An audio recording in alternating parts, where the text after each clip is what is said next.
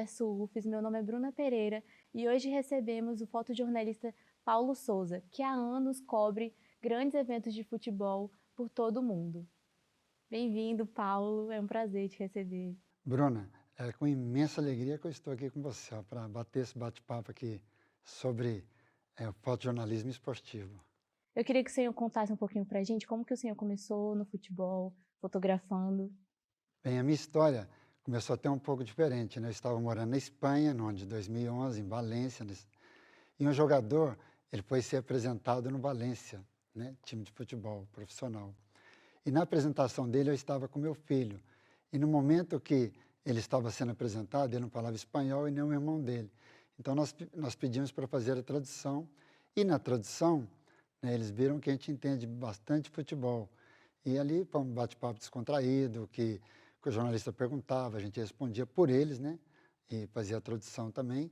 E já tínhamos conhecimento sobre esse jogador. E a partir daí, né, eu conheci um fotojornalista do Marca, em Madrid, e ele falou, pô, você manda muito bem, e o que você gostaria de fazer no futebol? Eu falei, só, eu gostaria de ser jogador um dia, claro, né? Mas é claro que eu já tinha passado a minha época. Ele falou, você gostaria de pisar no campo? Eu falei, é claro que sim. Ele falou assim, então eu vou te credenciar no jogo, me deu um treinamento, né? Com a máquina dele mesmo. E, e ele me credenciou para um jogo justamente Vila Real e Barcelona. E aos 15, 20 minutos do primeiro tempo, o Piqué fez um gol, né, e ele comemorou dessa forma assim. Ó.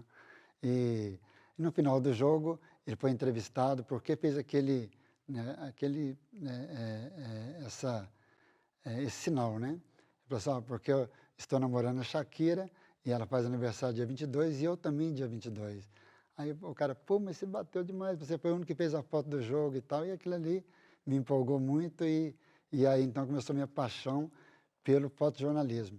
Né? Eu fiz treinamento, preparação, me treinei na Espanha, comprei o maquinário, fiz curso de fotojornalismo e aí a história é longa, né? Eu queria que o senhor falasse um pouco sobre alguns eventos e experiências que marcaram o senhor durante sua jornada aí com o fotojornalismo esportivo.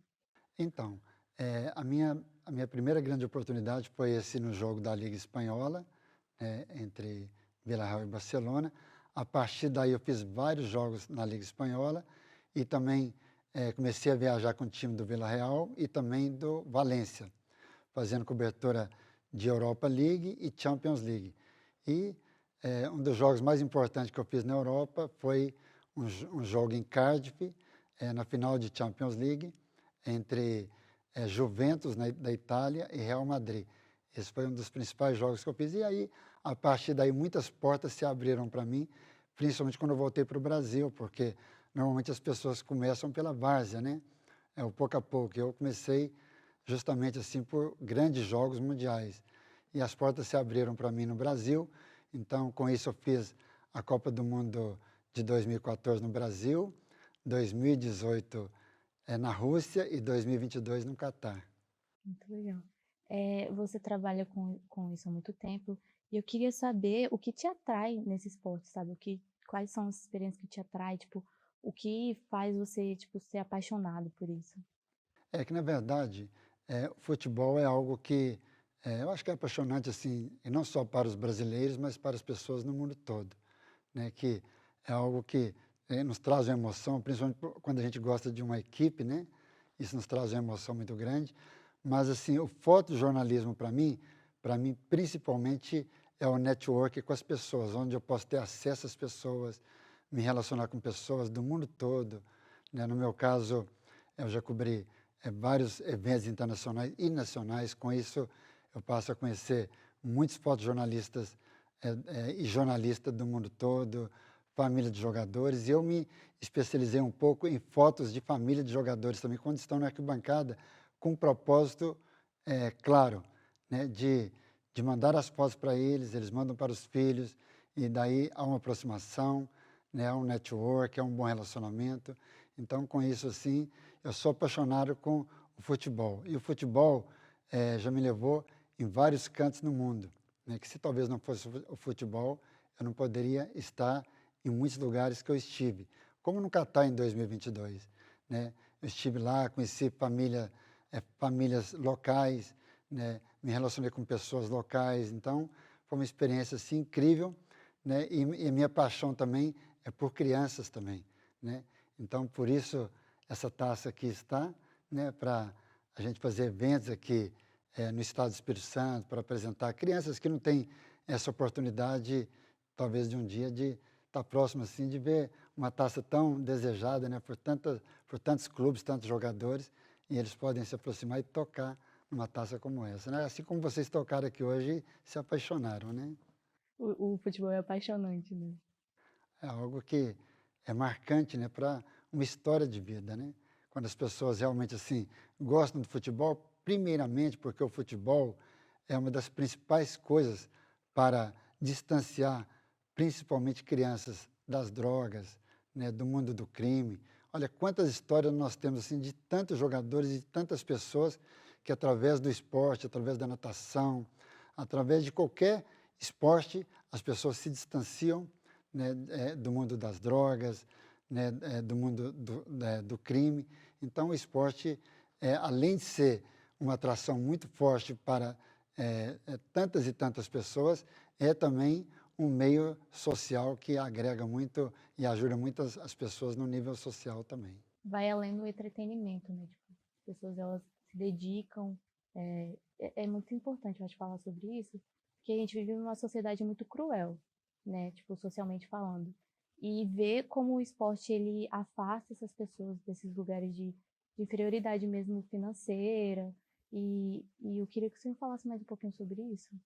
Então, assim, que na verdade, principalmente o futebol, né, de tantas histórias que a gente ouve e a gente conhece, né, pessoalmente, né, de pessoas talvez que não poderiam ter futuro através de algum outro meio.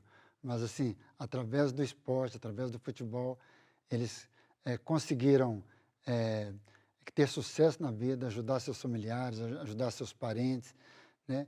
Assim como a história do Vini Júnior, né? Que coisa linda, né? Que ele hoje é um dos principais jogadores que nós temos no mundo todo e ajuda tantas pessoas, né? Na cidade natal dele, me parece que em Niterói, tantas pessoas que ele coopera, ajuda, através da história dele e através do esporte. Quantas pessoas ele pode alcançar, como o Neymar, através do Instituto Neymar Júnior, que tem em Santos também. Olha, o esporte é algo assim tão impressionante que pode ajudar tantas pessoas e eu me encanto com isso. Falando um pouquinho mais sobre o Vinícius Júnior, em 2022, no final da Copa América, né, o senhor estava fotografando e você fez uma foto muito forte do Vinícius Júnior por detrás de um. Ele estava na frente, né, e atrás estava uma placa escrito Stop Racismo. Era no período que ele estava sofrendo muitos ataques racistas, estava lutando muito contra isso. Eu queria saber do senhor como que foi fotografar, tipo, qual foi o time perfeito, tipo, qual é o olhar do senhor sobre o que está acontecendo ali no campo, sabe? Como que os elementos ali proporcionam uma foto que fala tanto, que comunica tanto. Realmente essa foto, ela marcou minha história, vai marcar minha história, né? E a história do Vini Júnior também, né? E é interessante que quando eu estava credenciado para esse jogo, não foi uma final, mas foi um jogo da seleção brasileira nos Estados Unidos, né, durante a Copa América.